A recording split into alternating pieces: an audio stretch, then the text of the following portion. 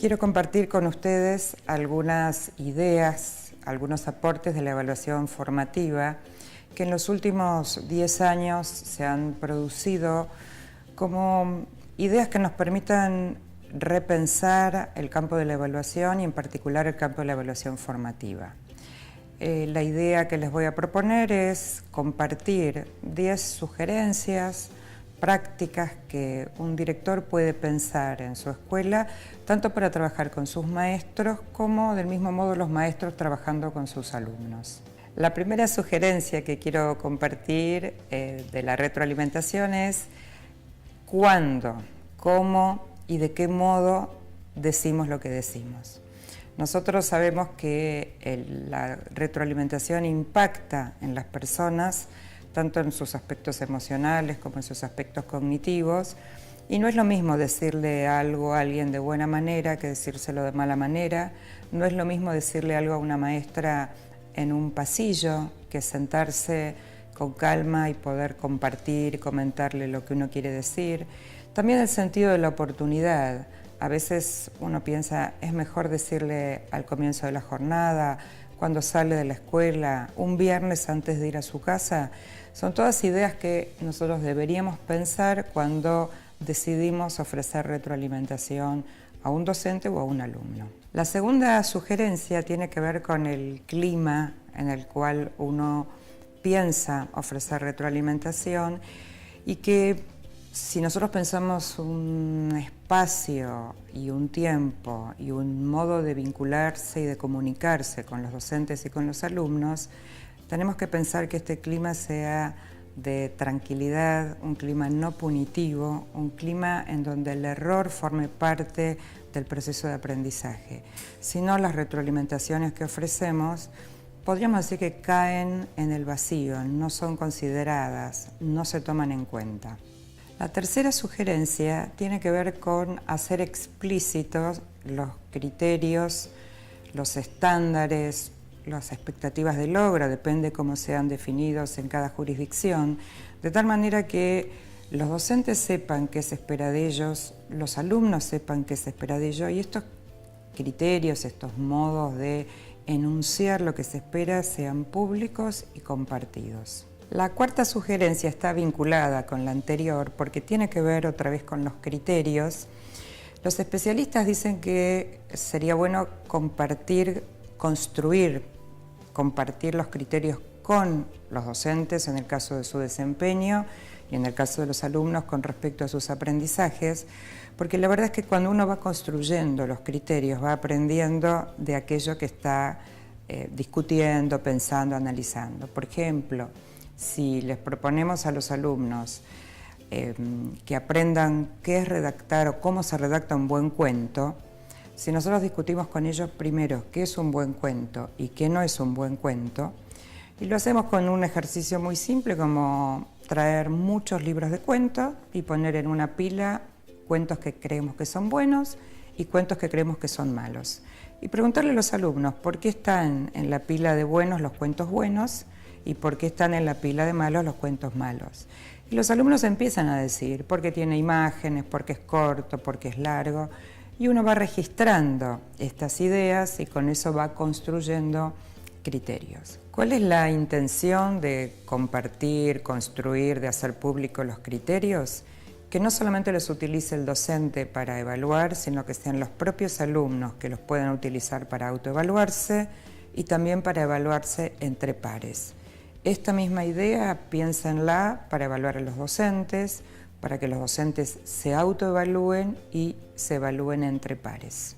La quinta sugerencia tiene que ver con qué oportunidades ofrecemos nosotros desde la conducción para que los mismos docentes y los mismos alumnos identifiquen sus problemas, sus fortalezas, sus debilidades, en lugar de señalarlos siempre desde afuera. Parte del ejercicio de retroalimentación a veces es parafrasear lo que un alumno dice o lo que un maestro dice. Inmediatamente el alumno dice, no, pero no es eso lo que yo quería decir, por ejemplo.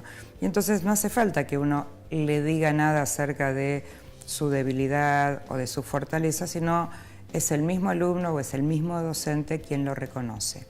Esto esta manera, digamos, de pensar la retroalimentación, otra vez, y aludiendo a la sugerencia anterior, permite que un alumno se autoevalúe, que un docente se autoevalúe y que el ejercicio de retroalimentación no sea siempre decirle lo que tiene que hacer, sino empoderar a los alumnos y a los docentes para que ellos mismos identifiquen cómo están yendo, cómo les está yendo en la escuela, cómo están ejerciendo su rol como docentes.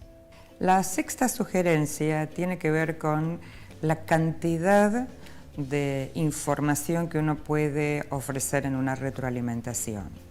Nosotros pensamos que deberíamos elegir, focalizar en algunos aspectos, porque nadie puede hacer algo con todo lo que uno le dice.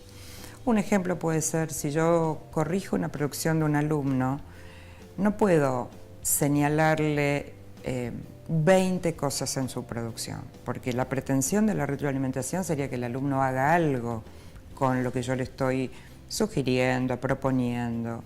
Y si recibe 20, es muy difícil operar con esas 20 sugerencias o propuestas. Entonces, la idea es que nosotros como directivos o como maestros podemos registrar mucha cantidad de información, pero al momento de pensar en la retroalimentación debemos focalizar en aquellos aspectos que sean más relevantes para mi grado, para mi institución, porque tiene que ver con el proyecto que estamos encarando este año, porque tiene que ver con los procesos de mejora que queremos considerar, y entonces eso nos ayuda a priorizar, a jerarquizar, a elegir algunos de estos aspectos y trabajar con esa retroalimentación.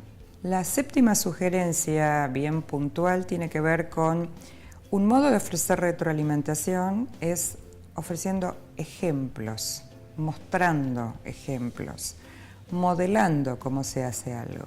Nosotros tenemos siempre alguna historia de crítica a los modelos conductistas y entonces parece que mostrar o modelar no está bueno porque entonces el alumno o el docente no construye.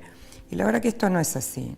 A veces es bueno mostrar un buen ejemplo, a veces es bueno modelar cómo se hace algo para después el alumno o el docente lo haga a su propio modo, a su propia manera. Pero esta idea de piensen cómo lo harían, por ejemplo, y no ofrecer ningún ejemplo, muchas veces deja en el camino a muchos alumnos o a los docentes sin saber exactamente cuál es la propuesta. Así que buenos ejemplos es una buena manera de retroalimentar. La octava sugerencia tiene que ver con pensar dos cuestiones muy importantes en la retroalimentación. La primera es valorar aspectos positivos. Todos los alumnos y todos los maestros hacen cosas bien. Entonces, el primer ejercicio que uno debería hacer cuando uno ofrece retroalimentación es identificar aquello que hacen bien, aquellas fortalezas, aquello que muestra lo que el maestro sabe, lo que el alumno sabe, y para poder, obviamente, después avanzar sobre otros aspectos. Pero esta valoración, uno diría, casi sería el comienzo de una buena retroalimentación. La segunda idea es que no siempre necesitamos decir cómo hay que hacer las cosas. Muchas veces una buena retroalimentación es una buena pregunta, que lo deje el otro pensando. Los dos aspectos, la de la pregunta y la de la valoración, van a impactar también, como dijimos antes, sobre el campo de la autoestima, no solo sobre los conocimientos o sobre los aspectos cognitivos de un estudiante o de un maestro, sino sobre su autoestima, y sabemos que quien se siente bien, se siente reconocido, tiene muchas más posibilidades de aprender más y mejor. La novena sugerencia tiene que ver con qué esperamos que el otro haga con lo que le ofrecemos como retroalimentación. Y algunos autores usan una analogía muy linda que es la analogía del paquete, ¿no? Y uno dice, ¿qué hace una persona cuando recibe un paquete? Puede hacer muchas cosas.